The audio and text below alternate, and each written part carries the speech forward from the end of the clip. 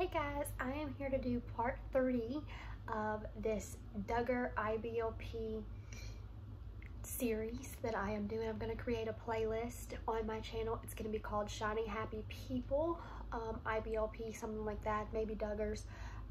But this video was a little bit harder for me to film because in this video we're going to be particularly talking about the men, and when you watch all of the episodes that have came out on 19 Kids and Counting and all of the different shows that came with that, counting on Shiny Happy People, the Bates, things like that, you don't really see anything about the men.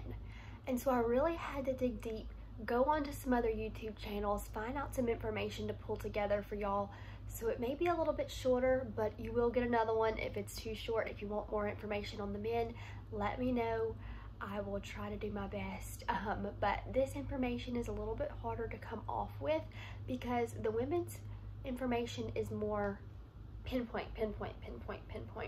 And the men's on the IBLP website is more in like a question book. So I only have a few topics to get into, but they're pretty long. So let's go ahead and jump into this. So the first key point is to treasure your wife, give her direct contact to you while you're at work, contact her frequently during your breaks, and also to be alert of her needs when she's going through hard times.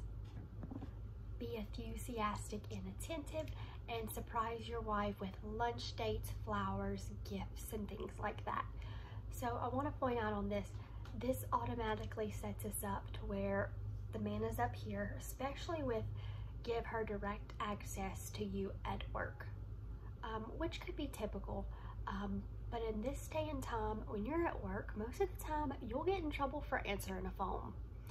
And what I've noticed is a lot of people with the IBLP, they own their own companies, whether it's construction, car lots, anything like that. They own it, tree logging companies, and so they pretty much hire their people or they do their work, but they can get direct contact with their wives because they own the companies. When you're looking at an outside religious organization, most of those people are going to be working for other companies. Like I know when I was in the Pentecostal church, every person I knew other than one person in that church worked for a company, whether it was a hospital, this, that, or the other. They worked for a company, and they couldn't just directly pick up a phone because there was one question they needed to ask. And I think that it really pinpoints with this because it shows that the men are up here and the women are down here. If the woman has a question about something, she automatically has to call her husband because she can't do the best thing she can at the moment. The second part to this is going to be help your wife resolve secret fears. Most wives have unresolved deep secrets and fears that they have never even shared with their husbands. Your wife may shy away because she has guilt. And in this standpoint, sorry, I have Mason right here with me. I don't even know how to explain this because for one, I feel like this is just like a basic thing that you should do for your wife, or for each other, not just for the man to do for his wife, but for the wife to do for his man. But when you get married, you should have some type of already conversation going on there. You shouldn't have to have a book teaching you what to do. Or if you need some help, that's fine, but you should already have some ground rules in your relationship, your marriage, whatever, set there.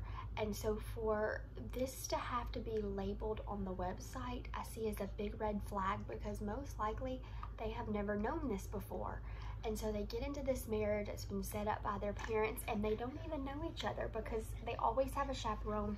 They have no free time to talk with each other. And so when they get married, a lot of times in this organization, the IBLP, there are secrets that have never been shared even before their wedding. You saying hi?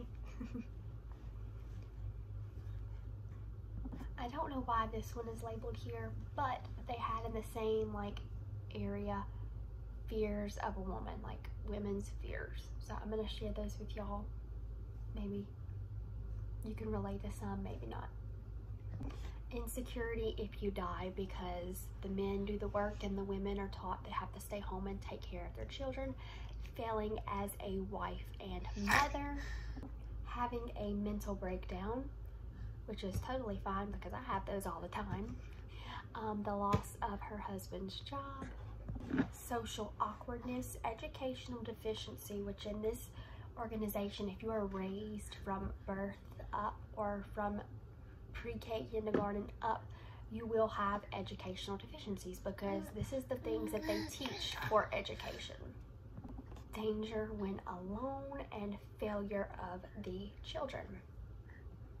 Being displaced by you for another. Becoming unattractive to you or becoming poor. Growing old, terminal illness, disease, or death. Which I think a lot of these things can be realistic in this world of having fears of, that most of this is pretty typical. But there are a few key points that I would say, definitely the loss of a job, that can be very understanding, but like I said, when you're in this type of cult or organization group, you're dependent on your husband for his income. And in this group, the more children you have, the closer you are to God so that they can take over the world. They're the next generation. So what happens if it's just your husband working, you're home with the kids, and you have 19 children, 10 children if that, 7 children, and your husband loses his job? How are you going to feed your children? That's a big fear. And then the women aren't allowed to work. So then what do? What happens if your husband dies and there's no savings? Because you had so many children, you never could save. She can't work, so what is she left to do? The next key point kind of goes along with what I was just saying. Manage your assets with wisdom, which is, I could say, smart for anyone, not even in this organization. You always need to have something put back. What happens if you do lose your job? You at least need a month or two of savings to get you through of your monthly allowances. And under that it says, typically the wife is not concerned about the money, she's concerned about the management of it, which I can say, in this world, a lot of times I am lucky to be able to stay home with my children, but I do a lot of side jobs, and that's a whole nother video. But it takes usually the wife and the husband working to raise 2 or 3 children. It just does. Oil field family, we're lucky, but a lot of people don't have that luxury, and they have to have 2 people working in the home. And so I can see how a wife could be concerned about that, especially when you have a ton of children like they do. So I can really understand that key point.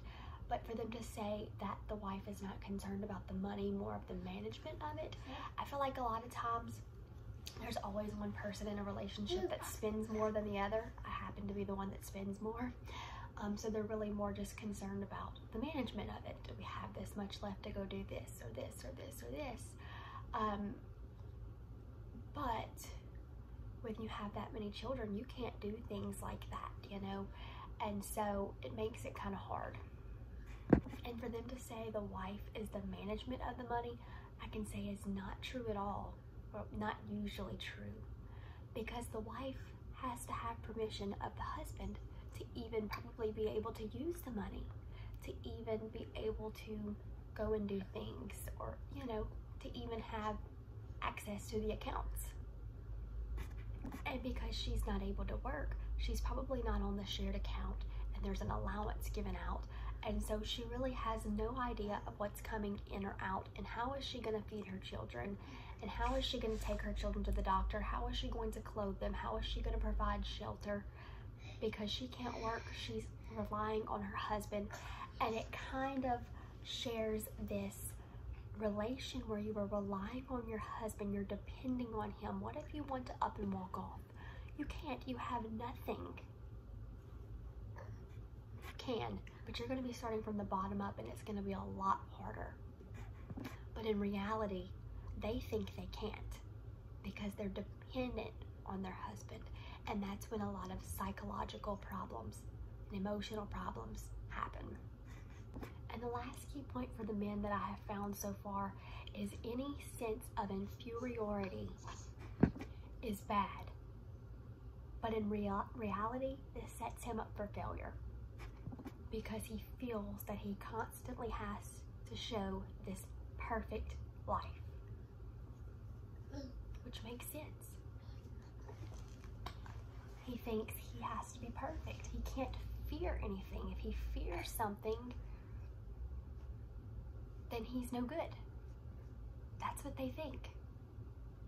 I just can't wrap my mind around a lot of this stuff for the men. It puts a lot on women being under the men, but it puts these men with such expectations that it's almost impossible, and pretty much is impossible to meet all of them. So I hope you guys enjoyed this video on the men and the IBLP, and I'll see you guys in my next video.